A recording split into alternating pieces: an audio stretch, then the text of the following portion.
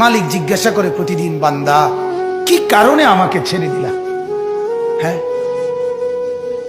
রাত 12টা বাজে, তুমি ঘুমায় গেলা, মা ঘুমায় গেল, বাপ ঘুমায় গেল, বিবিও ঘুমায় গেছে, পাড়া পড়শি ঘুমায় গেছে।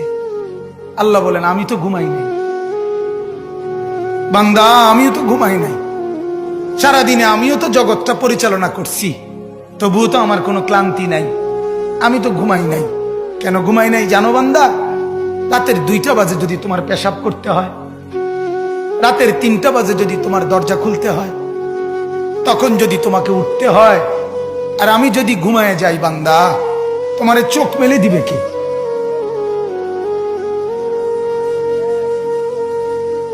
এই বাপ, চোখ মেলে দিবে কে?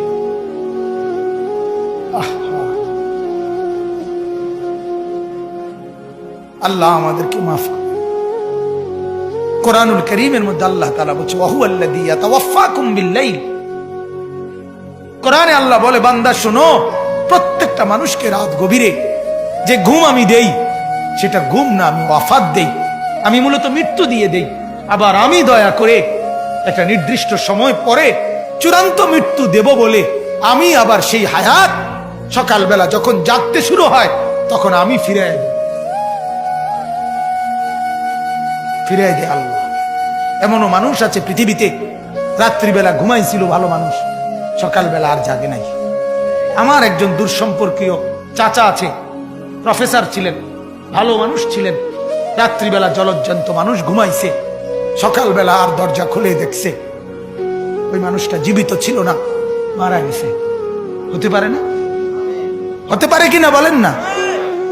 তাইলে বছরের পর বছর, মাসের পর মাস, এই বাপ, বাহিরের কারো চিন্তা করে বাদ দেন। আপনারা যারা বসছেন, আপনাকে বলছি, আপনি কষ্ট করে বসছেন, রাতের 12টা বাজে, রাতের 12টা বাজে, এত কষ্ট করে বসছেন, বিনিময়ে একটু ভাবেন, একটু ভাবেন, অনুরোধ আমার, একটু ভাবেন।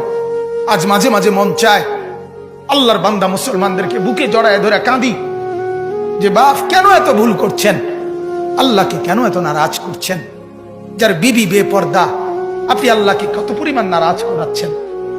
যার স্ত্রী, যার মেয়ে বেপর্দা, আপনি আল্লাহকে কি পরিমাণ নারাজ করছেন বলেন?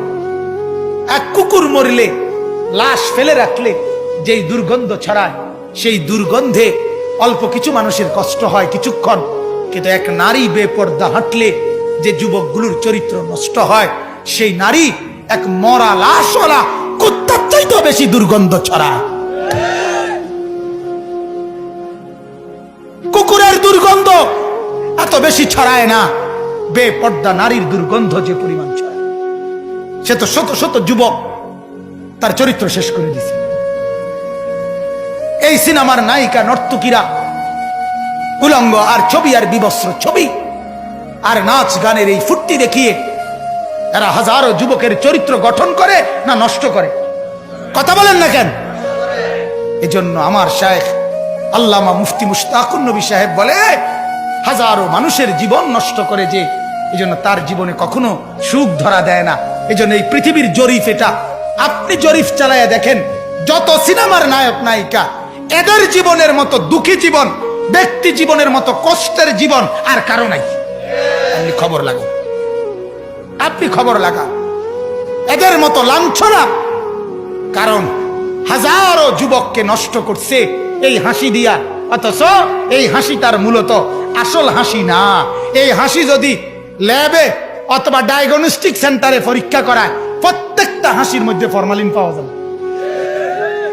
কি পাওয়া যাবে? ফরমালিন।